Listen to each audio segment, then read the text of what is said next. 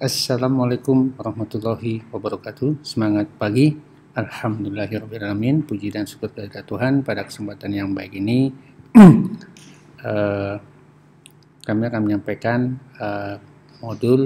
beberapa modul berkaitan dengan pendaftaran pertama kali, baik dari tanah bekas milik adat maupun tanah negara atau tanah bekas hak atau perubahan hak, pembaruan hak. Modul ini adalah dalam rangka modul lab pendaftaran tanah atau lab penetapan hak pendaftaran tanah yang bersifat adalah advance lanjutan pengayaan dari mata kuliah praktek pendaftaran tanah yang telah diberikan di kelas. Oleh karena itu, mau tidak mau kita harus juga memahami peraturan-peraturan yang mendasarnya. Pada umumnya pendaftaran tanah secara hukum materialnya itu diatur di Undang-Undang 5 tahun 1960, UPA, PP 24 tahun 1997 tentang pendaftaran tanah yang menggantikan merevisi PP 10 tahun 61, dan juga peraturan pelaksanaannya yang lengkap yaitu Peraturan Menteri Negara Agraria nomor 3 tahun 1997. Itu hukum materialnya, dan hukum acaranya formilnya itu ada dalam peraturan Kepala BPN nomor 1 tahun 2010, yaitu tentang standar pelayanan dan pengaturan pertanahan. Kalau kita singkat SP3 ya. Cuman kalau SP3 di polisi itu adalah yang di Arab-Arab yaitu surat pemerintahan pendidikan, tapi kalau di sini adalah standar pelayanan dan pengaturan pertanahan. Baik, pada bab 1 modul ini kami akan menyampaikan pelayanan pertama kali untuk konversi, pengakuan, dan penegasan. Apa itu konversi, pengakuan, dan penegasan? Tentunya sini sudah sudah dibahas di kelas ya. Kalau konversi itu berkasnya itu dari tahun 61, PP 91, berlanjut PP 24 lengkap ya. Peralihan-peralihannya dengan akte PPAT, alasaknya jelas, dan peralihan-peralihan sampai saat ini jelas ya. Dan ini mungkin sudah sangat jarang sekali ya. Kemudian pada umumnya adalah pengakuan dan penegasan hak, yaitu yang diatur di pasal 24 PP 24 tahun 1997 ya, yang disebut dengan bekas hak lama ya. Kemudian di peraturan pelaksanaannya di Permenak nomor 3 tahun 1997 adalah di pasal 76 ayat 1 untuk berkas lengkap yang tadi saya sampaikan, ayat 2 untuk berkas yang tidak lengkap, dan ayat 3 yang luar biasa untuk berkas yang tidak ada. Dan ini sudah dilaksanakan ya di lapangan, dan juga khususnya dalam pendaftaran tanah sistematik ya, adjudikasi yang dimulai tahun 97-98 dengan bantuan Bank Dunia. Kemudian sekarang dilanjut oleh pendaftaran tanah sistematik lengkap PTSL ya. Tidak ada bukti jadi dengan surat penyertaan. Kembali ke modul ini, sebelum kita tentunya karena ini modul digital, nanti kita adalah lebih banyak fokus kepada KKP digital ya, tapi karena ya itu bukan ruang lingkup kami pun, nanti kami hanya bersifat screenshot saja berpedoman pada langkah-langkah KKP, paling tidak digital tapi masih dalam bentuk penyampaian manual. Adapun dasar hukumnya yaitu satu, jelas Undang-Undang nomor 5 tahun 1960 tentang peraturan dasar pokok-pokok agraria atau Undang-Undang Pokok Agraria UPA. Kedua, Undang-Undang tentang BPATB. Ya, undang-undang ini juga sudah berubah ya.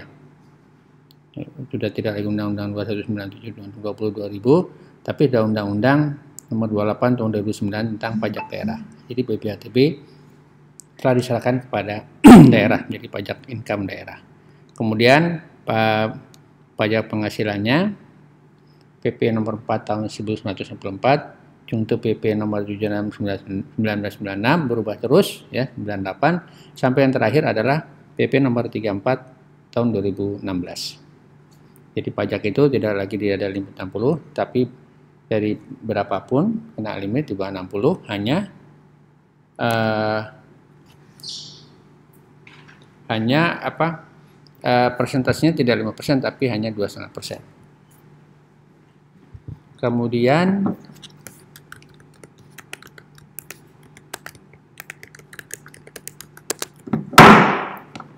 Kemudian peraturan tadi hukum materialnya ya, PP 24 1997 ya, PP nomor 13 tahun 2010. 6 juga tentang Peraturan Menteri Negara Agraria Kepala BPN nomor 3 tahun 1997 dan Peraturan BPN nomor 7 tahun 2007, dan juga peraturan update terakhir ya, mungkin tentang pelimpahan wewenang, Peraturan KBPN nomor 2 tahun 2013 ya.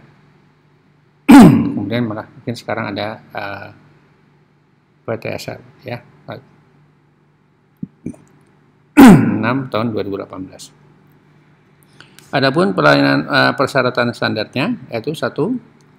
Formulir permohonan yang sudah diisi dan ditandai oleh pemohon atau kuasanya di atas dari cukup. Ya, dulu 6.000 sekarang 10.000. 2. Surat kuasa apabila dikuasakan. Yang 3. Fotokopi identitas KTP dan KK. Pemohon dan kuasa apabila dikuasakan yang telah dicocokkan dengan aslinya oleh petugas loket. Keempat, bukti pemilikan tanah alas hak milik adat atau bekas milik adat. Ya. Ini tentu tataran ini sudah seyoginya sudah dijelaskan di kelas. 5. Fotokopi SPT PPT BPP tahun berjalan yang telah dicocokkan dengan aslinya oleh petugas loket dan penyerahan bukti SSP ya, PPATB tadi ya. 6. Melampirkan bukti SSP surat pembayaran dari PPH sesuai dengan ketentuan ya. Biaya. Nah, biaya ini sudah menggunakan PNBP ya, terus terakhir ada dengan PMBP di penerimaan negara bukan pajak di Kementerian ATR BPN ada dengan PP nomor 1228 tahun 2015 ya. Ya, waktu di sini 98 hari ya. Mengapa? Karena pengumumannya kalau di reguler ini adalah sudah 60 hari. Keterangan ke formulir pemuat, identitas diri, luas letak dan penggunaan tanah yang dimohon. 3. Pernyataan tanah tidak sengketa. Dan 4. Pernyataan tanah dikuasai secara hak. Ya. Nah, kemudian setelah tahapan ini hanya mengulang sebetulnya ya. Kita masuki bagian alirnya ya. Ini kalau tadi di lampiran 2 Romawi Perkaban 1 2010, ini di lampiran 3-nya ya. Bagian alir ya. Jadi ada 2 bagian alir yang tentu pertama adalah berkaitan dengan pengukuran bidang ya. Pada umumnya oleh pengakuan sih adalah kewenangan kantor pertanahan ya. Jadi pemohon datang ke loket pelayanan ya, penerimaan dan pemeriksaan dokumen permohonan tadi di atas, penerimaan ya tentunya dengan penerimaan membayar biaya ukur, kemungkinan rosernya diproses di kantah. Kalau kantah kita anggap aja kalau pengakuan itu rata-rata di kantah lah ya. Kemudian pengukuran harus hadir ya atau kuasanya. Kemudian nah di sini juga ada asas kontradiktor delimitasi, yaitu asas persetujuan tetangga batas ya. Ini juga di teori harusnya sudah disampaikan ya. Memang di PP 24 tidak mengharuskan, tapi seyogyanya gitu ya. Mengapa? Karena kalau tidak ada persetujuan tetangga batas akan mempermudah pelaksanaan tugas dan menghindari risiko hukum di kemudian hari khususnya bagi pengukuran. Kemudian pembuatan peta bidang tanah PBT ya. Kemudian penyerahan PBT ini sekarang ini dengan peta bidang ya atau surat administrasi kepada pemohon. Kemudian itu bagian alir pengukuran. Kemudian kita masuk ke bagian alir pendaftaran konversinya ya. Yang pertama pemohon masuk ke loket pelayanan ya dengan penerimaan dan pemeriksaan dokumen permohonan. Kemudian ini penerimaan pembayaran biaya ukur dan pemeriksaan tanah ya. Tadi saya menceritakan tahapan-tahapan pengukurannya ya. Tapi kalau di sini adalah merupakan satu paket ya. Jadi biaya ukur dan juga biaya pembebasan tanah dan pendaftaran haknya.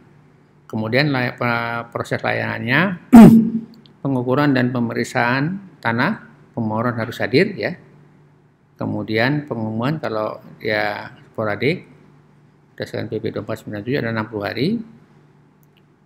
Ya, kalau adjudikasi sistematis 30 hari, kalau PTSR alhamdulillah lebih cepat lagi, cukup 14 hari. Tapi di sini 60 hari. Kemudian dilakukanlah pembukuan hak dan penertiban sertifikat ya. Ini kemudian penyerahan sertifikat. Ini memang kelihatan begitu sederhana, tapi nanti jelasnya akan di KKP digitalnya akan kami jelaskan.